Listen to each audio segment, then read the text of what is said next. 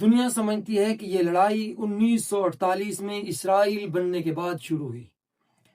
سچ یہ ہے کہ یہ لڑائی اس وقت شروع ہوئی جب مدینہ کی گلیوں میں ایک نئے نظام کی گونج شروع ہوئی۔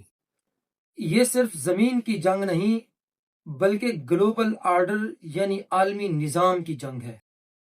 ایک طرف وہ ہیں جو پوری دنیا کے نظام کے اوپر قابض ہیں، اور دوسری طرف وہ یعنی مسلمان جو کہتے ہیں کہ دنیا کے اندر حاکمیت صرف اللہ کی ہے۔ یہودیوں کی دشمنی کی بنیاد نظریاتی برتری تھی۔ وہ خود اپنے آپ کو ایک منتخب گروہ سمجھتے تھے۔ نبوت جب بنی اسرائیل سے نکل کر بنو اسماعیل میں آئی تو یہ ان کے لیے ایک مذہبی صدمہ نہیں بلکہ ان کے لیے ایک سیاسی شکست تھی۔